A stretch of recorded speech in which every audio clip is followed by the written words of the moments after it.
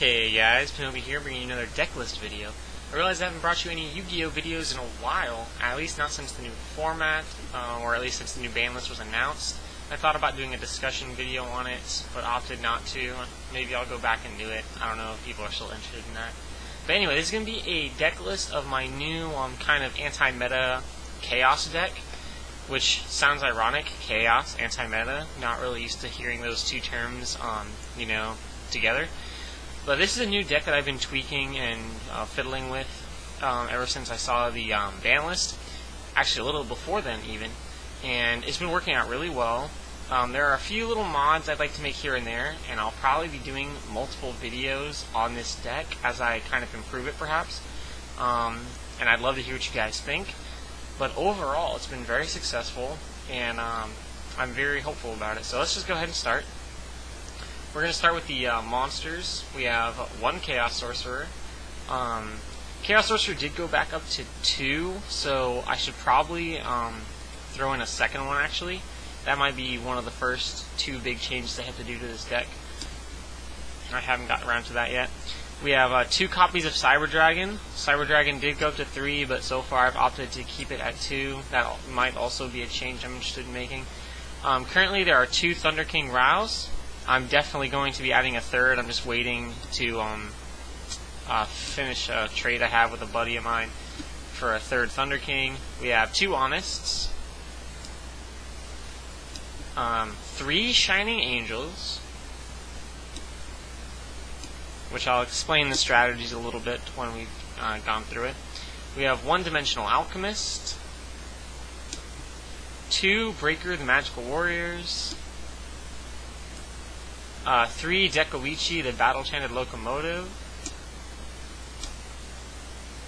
1 Sangan, and 2 Legendary Jujutsu Master. So that is it for the monsters. I believe that's 18 or 19. I didn't actually count, but basically, well, actually, let's just go through the spells first and the traps so that you can better understand where I'll be coming from. The spells, we have 3 Burden of the Mighty. Let's just go ahead and let up a little. 1 Dark Hole. Oh, whoa, that was 2. 3 Burden of the Mighty.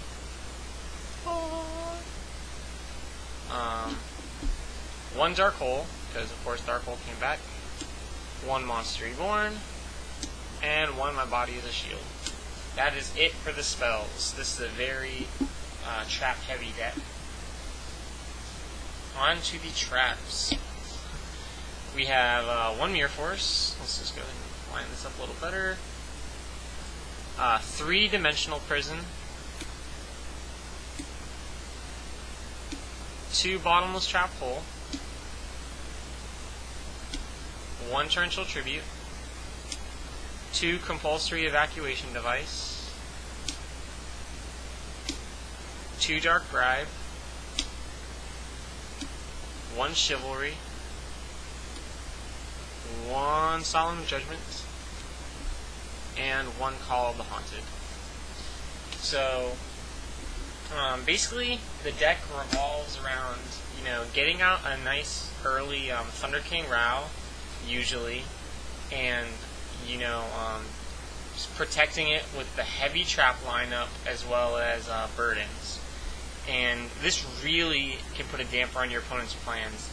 As you can see, this deck doesn't do much searching. However, it does actually get a bit of, I wouldn't really necessarily say too much speed, but it can back up its stability, usually by means of Dekoichi. Dekoichi is a great card for this deck because you can usually protect it with, your immense trap cards, and sometimes just with Burden, the opponent will be very hesitant to attack face downs, especially if they've seen Juju already. And Juju is a really great card for this deck because 18 defense with a Burden on the field is very difficult to surpass. Chances are the first monster they attack it with will get bounced, and then you'll still have him on the field for later. And with Bribes and My Body, he can be protected pretty easily. So, well, not too easily since it's only 3 cards, but it's definitely a great investment for this deck.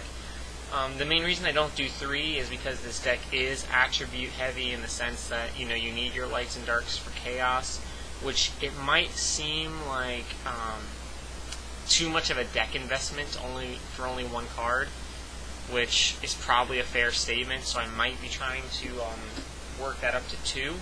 Although keep in mind this deck does not have too much speed.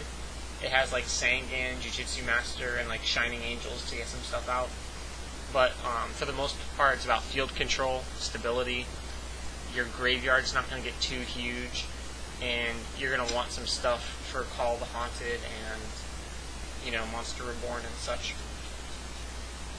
And yeah, I mean, Cyber Dragon is such a great beat stick already in general, but with a burden on the field, he becomes a very fierce card. He can run over Stardust Dragon and the likes with ease, and it's quite reliable.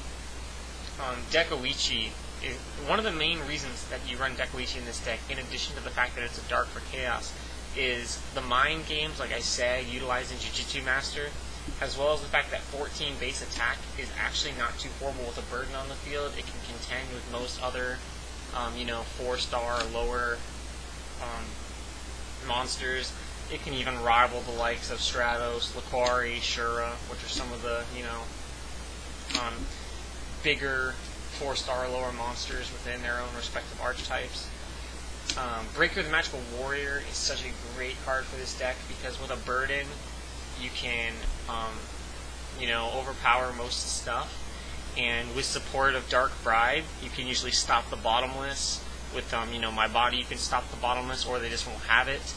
And then at that point, then you can, break another card with a burden on the field. Then even with only the 16 base attack, you can still usually run over something, which is really useful. The Dimensional Alchemist, you can get back, the stuff you remove for Chaos Sorcerer, or you can get back, a card that he personally mills out of play.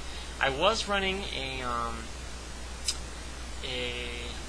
what's the name? Free the Brave Wanderer. I don't even recall taking when I took that out, but so that was another option for this. Like I said, I'm still tinkering with this deck, so we'll see what comes out, the other end after I'm done. The Shining Angels, really, you can use it to search for your Honest, and then you can bounce those in your hand to help protect your Thunder Kings. You can get out your Honest and then switch them to defense mode, which with a burden up, even 19 defense, is quite respectable. You can use it to get out that Dimensional Alchemist to, get back your removed stuff. It helps for deck thinning purposes. You could drop Honest on the Shining Angel if you really felt like it. And yeah, it's just really nice to have battle searchers or battle protected monsters in a sense when you're running such immense backfield, which with heavy being banned is going to be so prominent this format. And yeah, of course, the Honest to drop on things.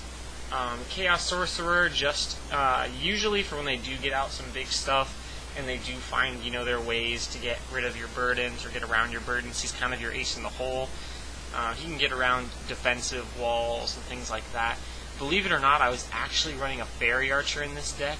When I first made the deck, I was running 2 Fairy Archers, and it was actually a very nice card for this deck because with all the backfield and the Jujus and Thunder Kings, your opponent has a difficult time making a move, so Fairy Archer was able to get some nice burn damage in. So that's another card that I'll definitely be at least side decking.